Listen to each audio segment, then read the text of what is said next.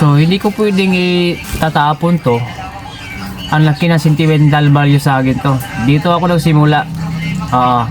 Dito ako nagsimula mag-vlog. Yes, good morning everyone, and for today's videos mag-unboxing po tayo. So syempre may inorder kasi ako sa Shopee. Ayan.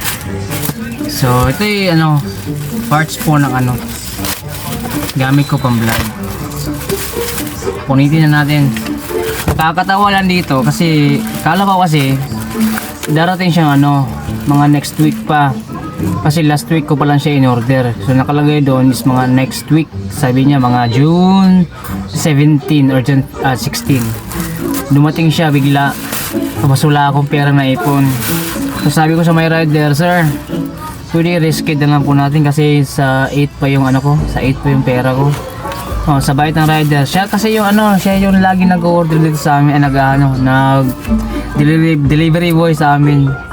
Ang ginawa niya is kinabunuhan niya lang niya. Kung sabi ko, malayo pa yung sir.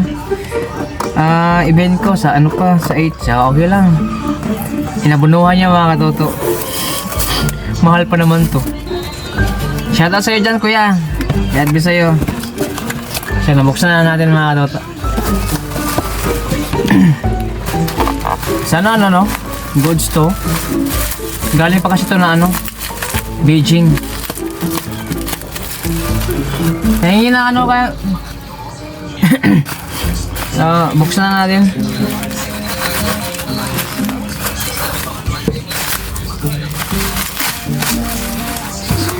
Ito ay LCD ng aking phone. Ayan.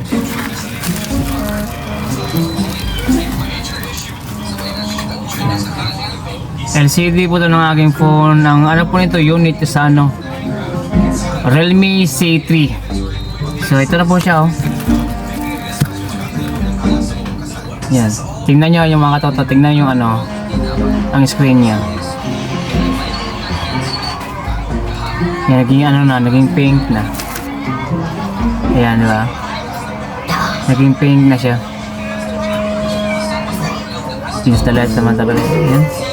So naging pink na siya mga katoto. Nasira siya kasi yung yung yung pagkasira nito, yung motor ko is na may may compartment doon ko nilalagay, tapos siya charge, tapos bumiyahe ako ulan, hindi ko alam yung drainage ng compartment ng nasirado pala ng alikabok. So nung umulan, puno yung tubig compartment. So yun nangyari, nabasa. Ayun, naging dilaw, naging berde yung naging rosas o naging pink. So hindi ko pwedeng itatapon to. Ang laki na sentimental value sa akin to. Dito ako nagsimula. Dito ako nagsimula mag-vlog hanggang sa naging monetize ako at hanggang naging may sahod na ako sa Facebook. Yan, so gagawin ko dito mga katoto is papalitan ko ng LCD, papagawa ko na lang siguro, and tatago ko siya, ipipreme ko siya ng glass, tapos lalagyan ko dito ng sa baba ng frame, legendary phone, diba? So para may sentimental value sa akin to Dito lahat nung nagsimula ako mag-market ng clown, nagma-market ako ng acrobats, nagma-market ako ng magician. Dito lahat nagsimula. Dito ako nag-umpisa. Dito dami kong natutunan sa phone na ito, kaya ang laki na sentimental value sa akin ito.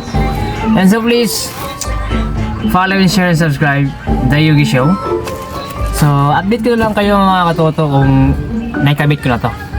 Papagawa ko na lang siguro to. So once again, this is the Yugi Boy, this is my show, and this is The Yugi Show. God bless us all. Thank you so much.